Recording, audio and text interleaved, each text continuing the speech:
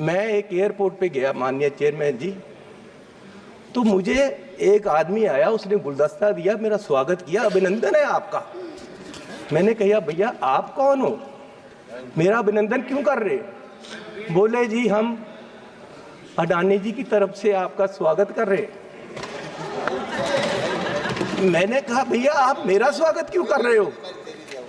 बोले जी अब ये एयरपोर्ट हमारा है, अब हमें इसके मालिक है, 50 साल के लिए हमने ले लिया है। तो मैंने कहा यार चलो ठीक है, आपने ले लिया, आपका धन्यवाद। मैं जहाज में चला गया, जहाज में गया, वहां फिर मुझे बुक्के मिला। वो कहते जी आपका स्वागत है, हम कंपनी की तरफ से कर रहे। मैंने कहा यार इंडियन एयरलाइन का जहाज है, आप क्या कर रहे हो, आप कौन हो? बोले जी ये जहाज अब हमारी कंपनी का है, ये मोदी जी ने हमें बेच दिया है। तो मैं पूछना चाहता हूं कि क्या क्या बेचोगे, कितना बेचोगे देश को? मैं 7 एयरपोर्ट पे गया, जिनमें लखनऊ, अहमदाबाद, मैंगलोर, जयपुर, गुवाहाटी, त्रिवेंद्रम, मुंबई, ये 7 के 7 एयरपोर्ट अडानी जी की है। 50 साल के लिए उनको दे दिए गए हैं, उनका जो पुत्र है उसकी शादी में गिफ्ट कर दिए गए हैं, और हजारों करोड़ रुपए शादी पे लगा। मेरे लड़के की शादी गुरुद्वारा में हुई।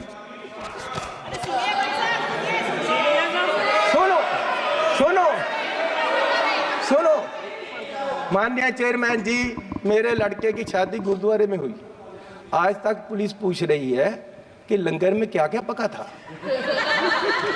दाल कितनी लगी थी, और जो लंगर बनाने वाला उसको कितने पैसे दिए गए। आज तक 2 साल से पुलिस पूछ रही है मुझे, और इस शादी में हजारों करोड़ रुपया लगा है, और प्रधान जी बुके लेकर जा रहे हैं, प्रधानमंत्री जी, और उनका स्वागत कर रहे हैं। गरीब को लूटा जा रहा है, गरीब के पास खाने के लिए पैसा नहीं है, और प्रधानमंत्री जी वहां बुके लेकर हजारों करोड़ की शादी में जा रहे। कोई बात नहीं, क्या क्या बेचोगे? सारे एयरपोर्ट, जहाज बेच दिए। आप देश की संपत्ति के कस्टोडियन हो, मालिक नहीं हो। आप इसको बेचने की गलती मत करो, देश बर्बाद करने की मत करो।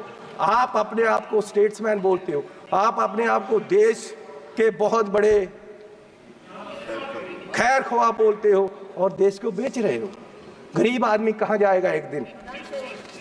प्रधान सेवक जो हार समझकर पहना था गला अपना सजाने को, वो नाग बनकर बैठे हैं गला काट खाने को। माननीय चेयरमैन जी, ईस्ट इंडिया कंपनी आई, उन्होंने पहले व्यापार पे कब्जा किया, ईस्ट इंडिया कंपनी ने, और व्यापार के माध्यम से देश की सतह पे कब्जा कर लिया। इनमें और अंग्रेजों में कोई फर्क नहीं, सिर्फ कलर का फर्क है।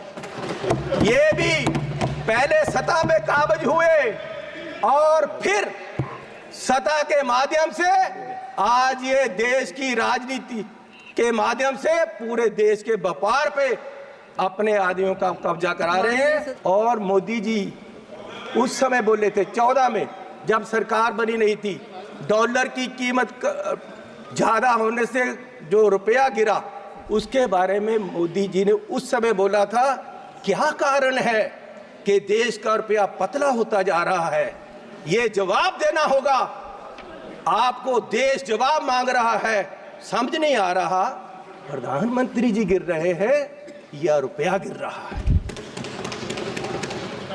कभी कभी तो लगता है कि रुपए की और सरकार के बीच कंपटीशन चल रहा है, कि सरकार ज्यादा गिर रही है या रुपया ज्यादा गिर रहा है।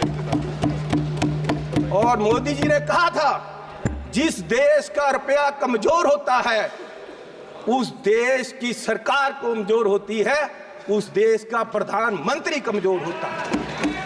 मैं आज कहता हूं कि आज देश का रुपया कमजोर हो रहा है, आज देश की इकोनॉमी डूब रही है। क्या देश का रुपया कमजोर हो रहा है या प्रधानमंत्री जी कमजोर हो गए हैं या देश की सरकार कमजोर हो रही है। दूसरा, पेट्रोल की कीमतें, इन्होंने कहा, प्रधानमंत्री जी ने 2014 में कि पेट्रोल की कीमतें बढ़ रही हैं और मनमोहन सिंह जी को कोई फर्क नहीं पड़ रहा, देश डूब रहा है। तो पिछले 10 सालों में पेट्रोल की कीमतें 23 रुपये बढ़ गई हैं। पिछले 10 सालों में पेट्रोल की कीमत, डीजल की कीमतें 35 रुपये बढ़ गई हैं, जबकि पिछले जो मनमोहन सिंह का समय था उससे क्रूड ऑयल की कीमत $20 प्रति बैरल कम हो गई है। तो मैं पूछना चाहता हूं कि ये पेट्रोल बढ़ रहा है या आपकी कंपनियों की, आपके आमदनियों की आमदन बढ़ रही है? क्या बढ़ा रहे हो? किसको दे रहे हो देश का पैसा? कहां जा रहा है पैसा? गरीब लूटा जा रहा है। माननीय चेयरमैन जी, आप गाड़ी फुल कराने जाओ, 50 लीटर तेल डलवाओ, 2000 रुपया सरकार को चला जाता है। 4 रुपये प्रति किलोमीटर हर व्यक्ति, देश का गरीब, सरकार को देता है चलने का। 1 किलोमीटर चलो 4 रुपये सरकार को गए, और सरकार 14 लाख करोड़ के घाटे में बैठी है। और फिर ये कहते हैं जी बजट में बहुत कुछ मिला।